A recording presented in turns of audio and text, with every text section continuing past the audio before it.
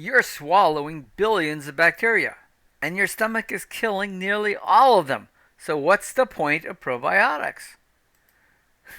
Hi, everyone. My name is Marc Bates. I'm a metabolic health coach, and this is one of my highlight presentations. Your stomach destroys 90% of probiotics, but this is what actually heals you. So let's get into what is going on here. The probiotic industry built a $7 billion empire on a fundamental misconception. Most people believe that consuming billions of beneficial bacteria guarantees gut colonization and lasting health benefits. Research reveals a different reality. When probiotic supplements encounter stomach acid, survival rates plummet dramatically. Only 1 in 8 probiotic products tested survived gut acidity and flourished in the intestines. Even with industry standard dosing containing 10 billion colony forming units, 99.9% bacterial death still leaves 1 million viable cells entering the small intestine. The question becomes, what happens to these survivors? Well, remember, stomach acid destroys probiotics. So, very few of what you're paying all this money for is actually getting into your intestine. Okay, so that's the number one thing to remember. Okay, so let's talk about the colonization myth. Popular health discourse promotes the idea that probiotics establish permanent residence in the gut microbiome. Clinical evidence tells a different story. Studies demonstrate that all probiotic strains show transient colonization ability. Strains like L. Johnson 2, 4, 5, 6, and Lactobacillus paracasi survive only 3 to 10 days after supplementation stops. Right? That means that they're there while you continue to take the pills, but once you stop taking the pills, they go away very quickly. These bacterial visitors function more like a repair crew than permanent residents. They arrive, perform specific functions, then disappear from the ecosystem. The implications challenge everything we thought we knew about probiotic supplementation. Oh, sorry. Metabolites matter more than microbes. The real therapeutic power may not lie in the bacteria themselves, but in what they produce during their brief stay.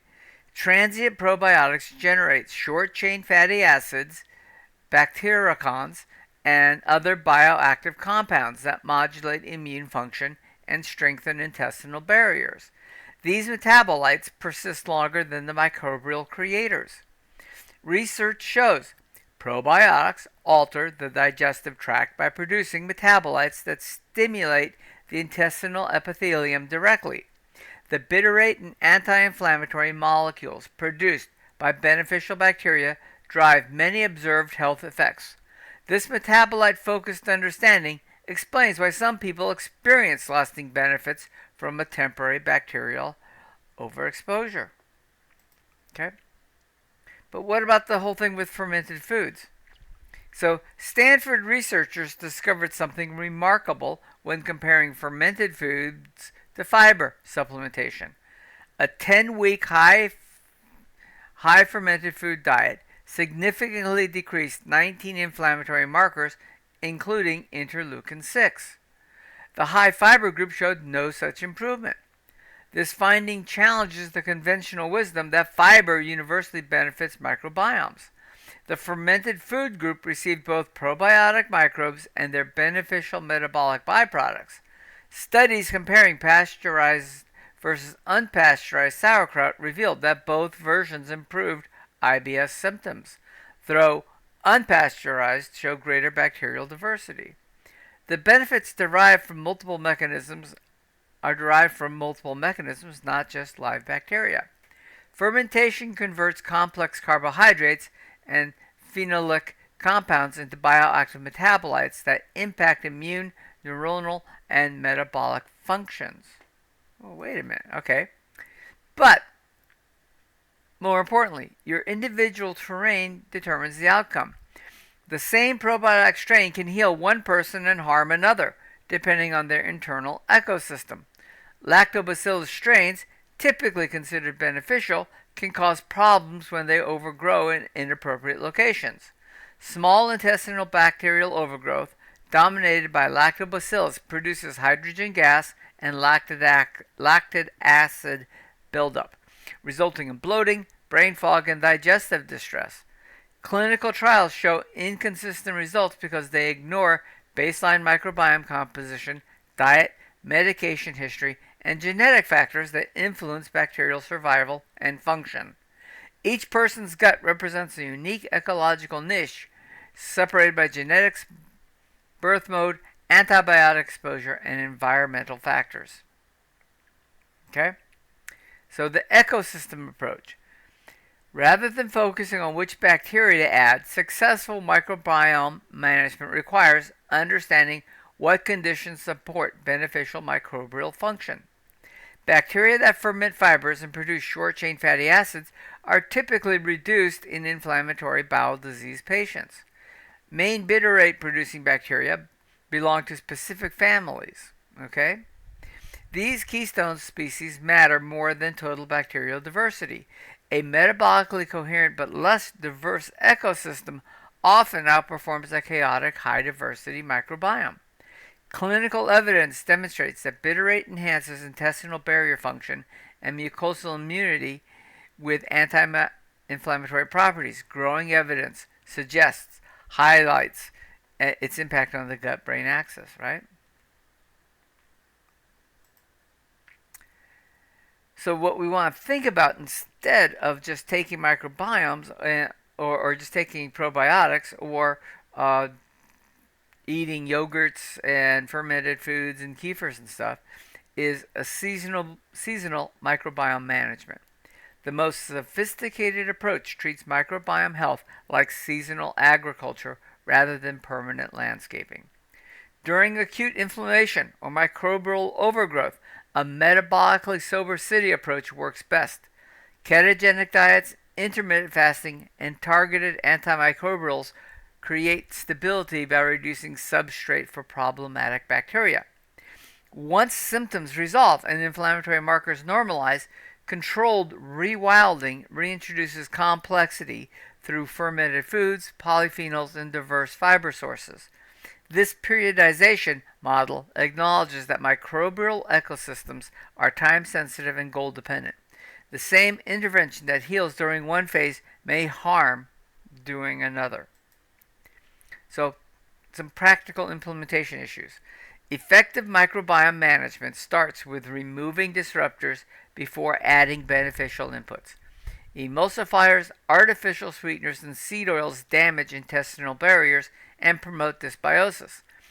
Proton pump inhibitors reduce stomach acid, allowing inappropriate bacterial survival and migration. Strategic reintroduction follows a systematic approach. Start with low-risk, high-benefit foods like aged cheese and maybe some fermented vegetable brines that you can drink. Monitor responses through energy levels, stool quality, and inflammatory markers. Track metabolic stability rather than chasing perfect diversity. Consistent energy, stable blood sugar, and absence of digestive symptoms indicate ecosystem balance. Test food reintroduction as diagnostic tools rather than permanent commitments. Reactions provide information about ecosystem capacity, not permanent limitations. Okay, finally, we need to talk about a major paradigm shift here. The fundamental question changes from what probiotic should I take to what ecosystem am I creating inside me. This shift moves focus from product consumption to environmental stewardship. Health emerges from cultivating conditions that support beneficial microbial function, not from inserting specific bacterial strains. Understanding that most probiotics die in stomach acid, survivors colonize transitionally, and metabolites drive more benefits transforms how we approach gut health. The microbiome responds to signals, circadian rhythm, dietary patterns, stress levels, and environmental exposures. These factors shape bacterial gene expression and metabolic output more than species composition. Successful intervention requires thinking like an ecological translator, interpreting systems symptoms as ecosystem feedback rather than isolated problems requiring specific products. The goal becomes building a resilient, adaptable microbiome that can recover from disruption and maintain function across changing conditions. This approach transforms consumers into co-creators of their own microbial health, developing the awareness and skills to tend their internal ecosystem throughout life's inevitable changes. Okay, and let's get back to some of those metabolites once again. All right, we're talking about things that affect your gut health. These are metabolites like butyrate, right, which you'll find in butter and in stable fats from meats. Okay, it's a big one that adds all the short chain fatty acids that your gut's looking for to help it. Right, circadian rhythms, that's proper sleep patterns, dietary patterns, which is intermittent fasting, and stress levels, reducing stress levels. Those have much more to do with how healthy your microbiome is than what bacteria you're eating. Okay? So, hope you like that. Thanks for watching. If you have questions or comments, please put them in the comment section. Let me know what you're thinking, how I can help you. We are a community here. I'm trying to help you out. Also, in this particular case, look for the series of Q&A videos that are coming up shortly after this one that will answer in some detail some of the things we discussed here in this highlights. And as always, if you haven't done so, please like, subscribe, hit the bell, share this with a friend, help somebody out, and help the channel. I would appreciate it. Thank you so much.